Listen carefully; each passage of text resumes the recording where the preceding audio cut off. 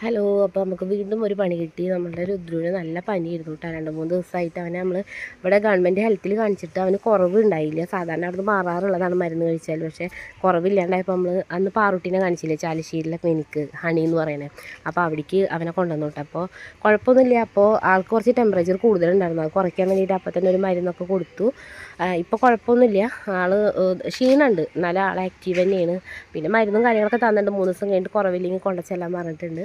അപ്പോൾ നമ്മളങ്ങനെ അവിടെ നിന്ന് പോകുന്നു. പോരുന്ന വഴിക്ക് നമ്മൾ കുട്ടനാട് നേർച്ചയ്ക്ക് നമ്മൾ വന്നിട്ടുണ്ടായല്ലോ. ആ നേർച്ചയുടെ അന്നല്ല, തലേ ദിവസം നമ്മൾ ഫാമിലി ആയിട്ടൊന്ന് പുറത്ത് പോയൊരു ചെറിയൊരു ഷോർട്ട് വീഡിയോ ഞാൻ ഇട്ടിട്ടുണ്ടായിരുന്നു.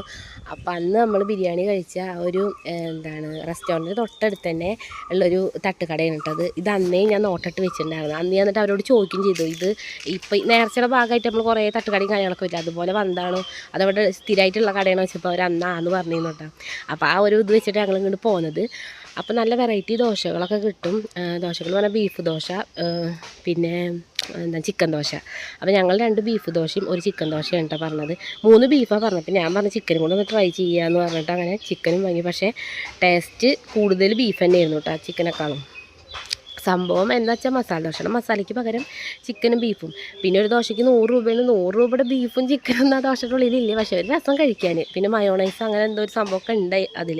കഴിക്കാൻ ടേസ്റ്റ് ഉണ്ടായിരുന്നു കേട്ടോ സംഭവം. അങ്ങനെ ഞങ്ങളിതാ അവിടെ ഇരുന്ന് ഫുഡൊക്കെ കഴിച്ചു. ഞങ്ങൾ 3 ദോശ വാങ്ങിയിട്ട് ഞങ്ങൾ അങ്ങനെ 4 ആളും കൂടി ഷെയർ ചെയ്ത്, 4 ആൾ പറഞ്ഞാൽ രുദ്രുവിന് ദോശ മാത്രം, ബീഫും ചിക്കനൊന്നും കൂട്ടിയില്ല കേട്ടോ. ദോശയുടെ ഇത് മാത്രമായിട്ടും പിന്നെ നമ്മളൊരു കുപ്പിയിൽ ചൂടുവെള്ളം കൊണ്ടുവരുന്നത് അതും കൂടിയിട്ടാണ് അവന് കൊടുത്തത്. അപ്പോൾ നമ്മൾ എന്താ പറയുക, വയറ് നിറയെ കഴിച്ചില്ല. കാരണം വീട്ടിൽ വന്നിട്ട് ഊണ് കഴിക്കണം. ആ ഒരു ഇത് കാരണം നമ്മൾ ഒരു വെറുതെ ജസ്റ്റ് ഒന്ന് രസത്തിന് കഴിക്കാമെന്ന് മാത്രം. അപ്പോൾ ഒരു ദോശ നമ്മൾ പാഴ്സൽ വാങ്ങിയിട്ടുണ്ട്.